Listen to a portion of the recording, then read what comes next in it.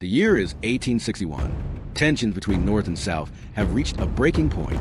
The issue of slavery, states' rights, and the very future of America hangs in the balance. Out in Charleston Harbour, an unfinished sea fort stands as a symbol of federal authority.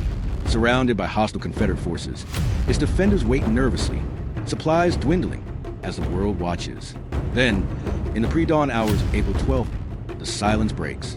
Cannons roar, smoke fills the sky, and the first shots of the American Civil War thunder across the water. This is the story of Fort Sumter, where America's greatest trial by fire began. Welcome to the History Vault. Stay with us as we uncover history. The story of the Civil War does not begin with the thunder of cannons at Fort Sumter. It begins years earlier, in the daily lives of Americans who lived in two very different worlds under one flag.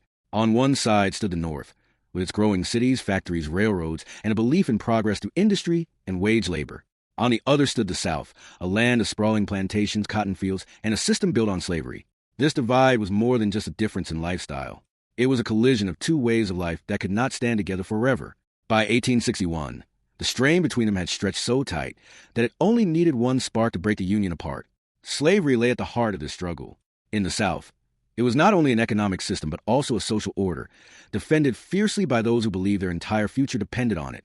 In the North, more and more people began to see slavery as a moral wrong and a threat to the promise of freedom.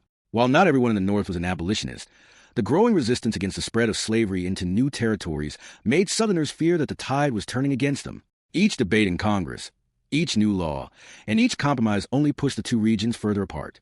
The nation had already tried to settle the question many times. The Missouri Compromise, the Compromise of 1850, and the Kansas-Nebraska Act were all attempts to keep the peace, but none of them truly solved the problem. In fact, they made things worse. Violence in bleeding Kansas showed that words in Congress could no longer contain the anger spilling into the streets and fields. When neighbors turned guns on one another over the question of slavery, it became clear that the conflict was not going away quietly. At the center of the storm was the question of power. Could a state choose to leave a union if it disagreed with federal authority? Southerners argued for states' rights, claiming they had the power to govern themselves without interference from Washington. Northerners insisted the Union was meant to be permanent and indivisible.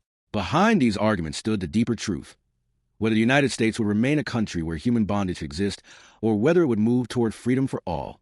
The election of Abraham Lincoln in 1860 turned this debate into a breaking point. Lincoln did not run on a promise to abolish slavery everywhere, but he firmly opposed its expansion into new territories. To the Southern leaders, this was enough to prove that their way of life was under threat. Within weeks of his victory, Southern states began to secede, starting with South Carolina. For them, leaving the Union was the only way to protect slavery and preserve their independence. For the North, this act of secession was seen as a direct rebellion against the Constitution and the nation itself.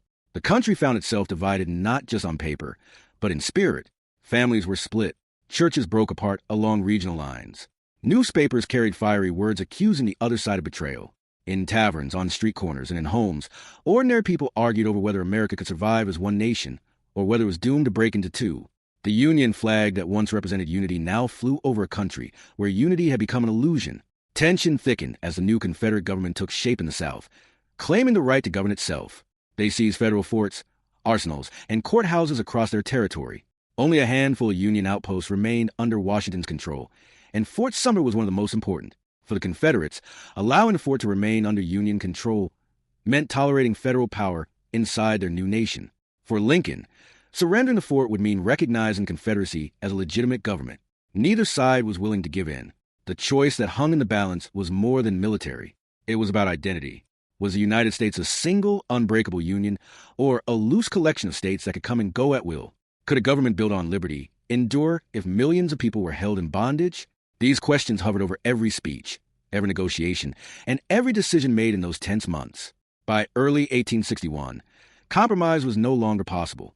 Both sides stood locked in a dangerous standoff, each certain that their survival depended on holding their ground. Fort Sumter became the symbol of that standoff, a fortress rising out of the waters of Charleston Harbour, caught between two visions of America. The men inside the fort waited for supplies, surrounded by Confederate guns aimed at their walls. The men outside waited for orders, eager to claim victory for their new nation. And so, the fate of the country hung on this fragile balance. The reason behind the Civil War was not a sudden quarrel or a misunderstanding. It was the weight of decades of disputes over slavery, power, and the very definition of freedom. It was a clash between two Americas that could no longer share the same flag. The Union and the Confederacy were born of the same soil, but by 1861, they had grown into enemies. Fort Sumter was where this truth would finally erupt into war. The early morning of April 12, 1861, broke with a roar that shook the nation. From the shores of Charleston Harbour, Confederate cannons fired on Fort Sumter, and in that moment, the long-brewing conflict became a war. The bombardment lasted 34 hours, echoing across the water and signaling to the world that the United States had split apart. Though no lives were lost in the initial battle, the strike at Fort Sumter carried a weight far heavier than the smoke rising from its battered walls. It was the start of a storm that would engulf every corner of the country for the next 4 years. As word spread that shots had been fired, the entire nation seemed to wake in shock. In the North, men and women gathered around newspapers and telegraphs, stunned that the Union had been attacked. Crowds filled city streets, demanding action. In the South, church bells rang and flags were raised in celebration. Leaders of the Confederacy saw victory at Fort Sumter as proof that their new nation had begun with strength. The line was now drawn, and there was no turning back. President Abraham Lincoln faced a decision that would define history. Within days, he called for 75,000 volunteers to put down the rebellion. The response was electric. Across the North, young men rushed to enlist, forming new regiments almost overnight. Town squares became gathering points where speeches stirred crowds, drums beat out marching rhythms, and families bid farewell to fathers, brothers, and sons heading into the unknown. The South answered in kind. More states seceded, swelling the ranks of Confederacy, and suddenly 2 armies were taking shape, each certain of its cause, each convinced of its own righteousness. What began at Fort Sumter spread like wildfire. Skirmishes turned into full battles, and the land that once tied Americans together now became their battlefield. Rivers, railroads, and farmlands were no longer just parts of everyday life. They were prizes to be fought over. The first major clash came at Bull Run, just outside Washington. Spectators from the Capitol rode out with picnic baskets, expecting to watch a quick Northern victory. Instead, they witnessed chaos as Union troops broke and ran, giving the South its first taste of triumph. The dream of a short war vanished in the dust of that retreat. As the months passed, the war widened. The North, with its larger population and stronger industry, believed time would favor its cause. Factories produced weapons, uniforms, and supplies in numbers the South could not match. Railroads stretched like veins across the northern states, moving men and goods faster than ever before. Yet the Confederacy had advantages of its own. Its soldiers fought on familiar ground, defending their homes, their farms, and their families. Many of its generals, like Robert E. Lee and Thomas Stonewall Jackson, were seasoned officers whose leadership inspired fierce loyalty. The battles that followed were brutal and unrelenting. Shiloh in Tennessee, Antietam in Maryland, Gettysburg in Pennsylvania, each name etched in blood and memory. Fields once filled with crops were turned into graveyards. Towns and farms bore the scars of marching armies. Families lived in fear of soldiers appearing at their doors, whether wearing blue or gray. In every clash, the cost grew heavier, with thousands falling in single days. War was no longer distant. It had come to the doorstep of nearly every American. Beyond the battlefield, the war tore at the fabric of society. In the North, families endured long separations, shortages, and a grim toll of death lists posted in town centers. In the South, blockades strangled trade, leaving people desperate for food, clothing, and medicine. Women stepped into roles they had never held before, running farms, managing businesses, and serving as nurses in makeshift hospitals. Children grew up with the thunder of artillery as part of their daily world. The war was not only a struggle over territory, but also over ideals. As the fighting dragged on, Lincoln began to frame the conflict not just as a battle to preserve the Union, but as a fight for human freedom. The Emancipation Proclamation, issued in 1863, declared enslaved people in Confederate states free, adding a moral weight to Union's cause. This shifted the meaning of the war in the eyes of the world and drew a clearer line between the two sides. For the Confederacy, it hardened their determination to defend their way of life. For the Union, it gave the struggle a higher purpose beyond the borders of the states. By now, the nation was engulfed in fire. Fields blazed under marching armies. Rivers ran red after battles, and the number of graves multiplied with each passing month. The dream of a quick resolution was long gone. Instead, the United States found itself locked in the deadliest struggle it had ever known. The roar that began at Fort Sumter had grown into a deafening chorus of muskets, cannons, and cries across the land. From the smoke of battlefields to the sorrow of empty chairs and homes across the nation, the Civil War had become more than just a political dispute. It was a test of whether the United States could survive its own divisions. And as cities burned, soldiers marched, and leaders wrestled with impossible decisions, the country realized that this war would decide its very soul. The spark at Fort Sumter had indeed unleashed a conflict that set the nation in flames, a fire that would burn until one vision of America finally prevailed. By the spring of 1865, the United States had been at war with itself for 4 long years.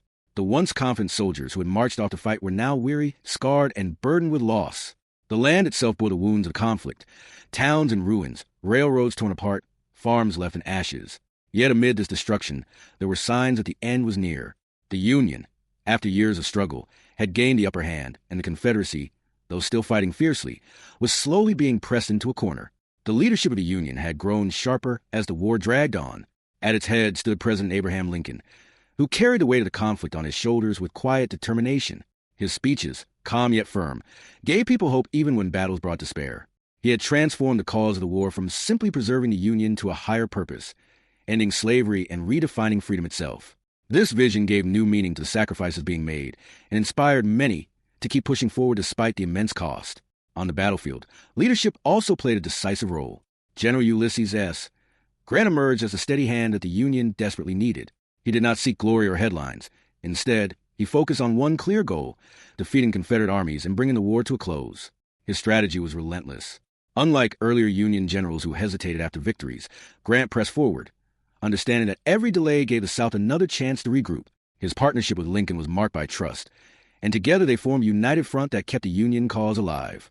Across the lines, the Confederacy placed its hopes in General Robert E. Lee. Lee's skill, determination, and dignity had made him a symbol of Southern resistance. For years, he had outmaneuvered larger armies and brought victories that inspired his men. But by 1865, even his brilliance could not overcome the harsh reality. The South lacked supplies, its armies were shrinking, and its people were exhausted. Despite this, Lee continued to fight with courage, determined to protect his homeland for as long as he could. The final campaign came in Virginia. Grant's forces closed in on Richmond, the Confederate capital, after months of grueling battles in the wilderness at Spotsylvania and around Petersburg. The siege of Petersburg stretched on, wearing down Lee's army until the lines finally broke. Confederate soldiers, hungry and outnumbered, retreated westward, hoping to escape and regroup. But the chase was relentless. By April 1865, Lee's army was surrounded near the small village of Appomattox Courthouse. Here, the war reached its solemn conclusion.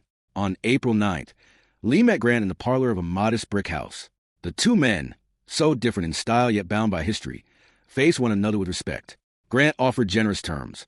Confederate soldiers would be allowed to return home with their horses, and officers could keep their sidearms. There would be no mass arrests, no humiliations. Lee accepted, and with that handshake, the bloodiest conflict in American history began to close. Soldiers on both sides, though weary and broken, recognized the gravity of the moment. For the Union, it was victory. For the Confederacy, it was surrender. Yet for both, it marked the start of healing. The surrender at Appomattox did not instantly end the war everywhere, but it set the tone for the final chapter. Other Confederate forces soon laid down their arms, and by summer, the fighting was over. The United States was whole again, at least on paper. But the deeper wounds, the bitterness, the destruction, the questions of how to reunite a divided nation remained unresolved. It was here that leadership again proved crucial. Lincoln, in his final speeches, spoke not of punishment but of reconciliation. His vision was one of rebuilding, of binding up the nation's wounds and moving forward together. He believed that the Union could emerge from his trials stronger, with a new identity based on freedom and equality. Yet tragedy struck before he could see his vision through. On April 14, 1865, just days after Lee's surrender, Lincoln was assassinated. His death shocked the nation and left a void at a critical moment in history. Even without Lincoln, his words and ideals continued to shape the path forward. The war had destroyed slavery, but it also left millions of free people in society unprepared to accept them as equals. The years that followed, known as Reconstruction, would test whether the promises made during the war could become reality. The challenge of building a nation that truly lived up to the ideals of liberty and justice for all was only beginning. The close of the Civil War was not simply the end of battles. It was the beginning of a transformation. America emerged not as the same nation that had gone to war, but as a country reshaped by fire and sacrifice.